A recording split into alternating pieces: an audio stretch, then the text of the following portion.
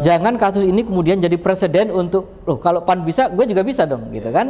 Jadi, nah, itu bisa terjadi. Ya, kita ngomong soal etika penyelenggara pemilu, kita juga harus ngomong soal etika peserta pemilu.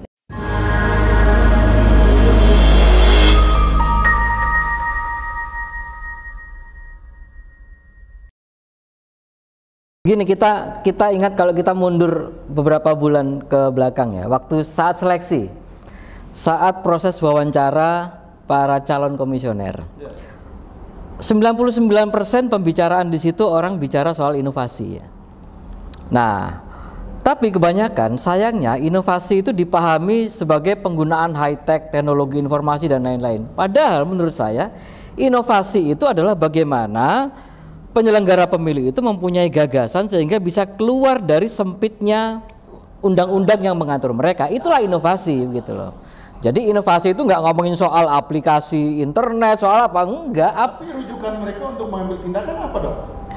Ya harus ada terobosan dong, begini, bahwa amanat kepada penyelenggara pemilu itu adalah melaksanakan undang-undang, ya kan?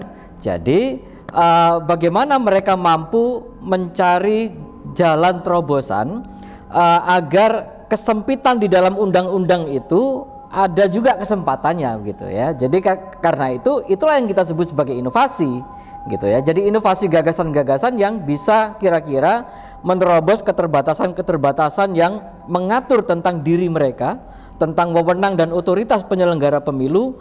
Karena ya bisa dipahami juga bahwa baik Bawaslu maupun KPU mereka punya keterbatasan untuk dalam hal wewenang dan otoritas mereka yang harus mereka gunakan. Mereka diatur oleh undang-undang, mereka tidak bisa loncat keluar dari situ. Nah, persoalannya kita tidak meminta Bawaslu dan KPU untuk melompat keluar dari koridor undang-undang itu, tidak. Tetapi kita melihat apakah Bawaslu ataupun KPU nanti mereka punya gagasan nggak untuk mereka bisa bagaimana caranya tidak keluar dari koridor regulasi tentang pemilu, tetapi mereka punya terobosan-terobosan baru yang bisa mengatasi persoalan-persoalan sempitnya regulasi yang mengatur diri mereka itu gitu. Jadi prinsipnya kan pada saat itu dasar pemikirannya, filosofinya adalah equal before the law ya. Jadi persamaan hukum bagi semuanya. Ya, kan salah satu prinsip pemilu itu jurdil. Nah, ini di prinsip dealnya kan, adilnya, adil buat semua, adil buat para peserta juga gitu ya. Nah, itu yang secara filosofis yang coba diusahakan oleh teman-teman gitu. Jadi startingnya itu harus adil buat semua. Ya, baik partai baru maupun partai yang lama. Itu pertama. Kedua, bahwa situasi politik itu bukan situasi yang stagnan, situasi yang terus bergerak, ya kan?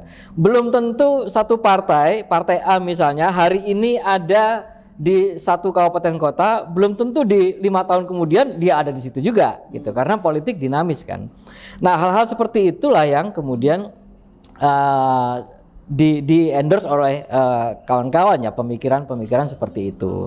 Ya tentu saja harus dilaporkan sama saja karena secara institusi, secara kelembagaan statusnya sudah partai politik ya. Walaupun dia belum ditentukan sebagai partai politik peserta pemilu. Tetapi bahwa barang ini adalah barang partai politik, ya semua partai sekarang kan belum ditentukan sebagai peserta pemilu ya, statusnya sama baik yang baru maupun yang lama gitu. Ya karena itu makanya seperti yang saya bilang tadi, mereka kan juga melaksanakan apa yang dituliskan oleh undang-undang dan mereka tidak bisa keluar dari situ kalau misalnya mereka memakai definisi legal formal. Ya gini, kita harus bikin pemilu ini sebagai habitat di dalam akuarium ya. Jadi transparan, kita bisa lihat apa yang terjadi di. Iya, kita harus melihat seperti itu. Jadi ada habitat yang itu jadi milik kita bersama, gitu ya.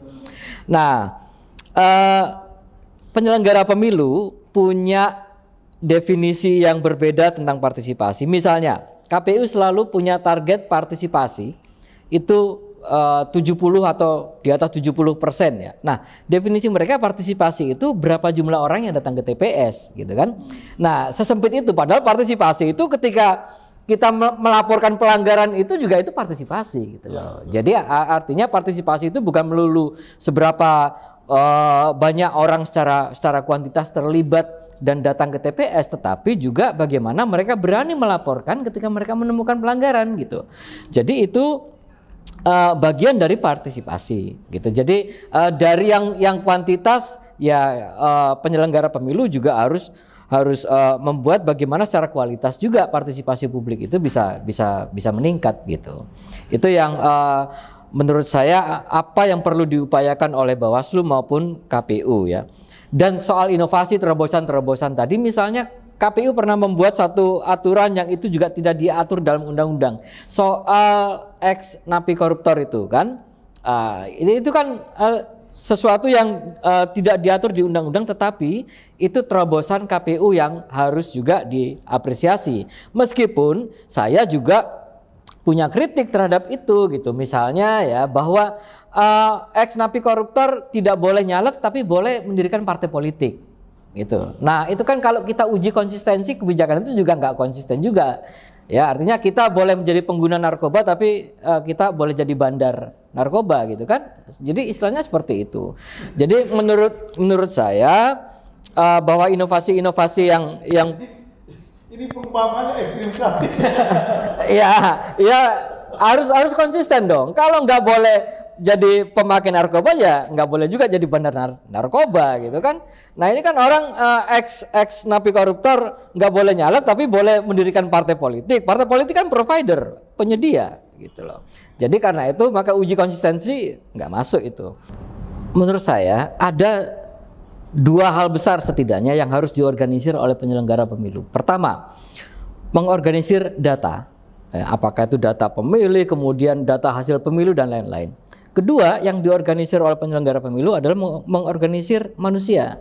Bagaimana dia mendeploy dan menempatkan ratusan ribu aparatusnya sampai di level terbawah. Dan menurut saya ada satu lagi yang perlu diorganisir oleh penyelenggara pemilu, yaitu mengorganisir gagasan. Gagasan dari masyarakat sipil, gagasan dari para pemilih, dari semua stakeholders pemilu, itu juga yang harus penting diorganisir oleh penyelenggara pemilu, sehingga itu kan energi gitu loh.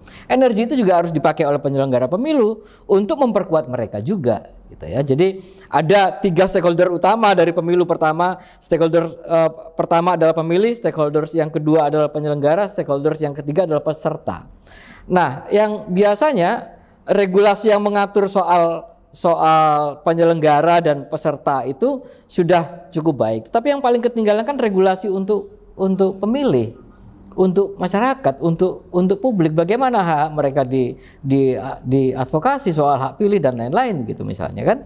Dan dari 3 stakeholder utama di pemilu itu, pemilih kayaknya yang paling lemah. Ya, saya ingin menutup closing statement ini dengan satu pertanyaan, apa yang bisa kita lakukan? Nah, yang bisa kita lakukan adalah meminimalisir daya rusak dari case ini ya. Nah, dalam kerangka itu saya ingin memindahkan moncong meriamnya dari Bawaslu ke teman-temannya Pak Sebastian Salang ya, yang ada di partai-partai politik. Jangan kasus ini kemudian jadi presiden untuk, loh kalau PAN bisa, gue juga bisa dong gitu kan. Jadi, nah, itu bisa terjadi. Ya, kita ngomong soal etika penyelenggara pemilu, kita juga harus ngomong soal etika peserta pemilu ya. Kalau orang dulu bilang fatsun politik lah, semacam itu. Itu yang ingin saya sampaikan di closing statement. Terima kasih.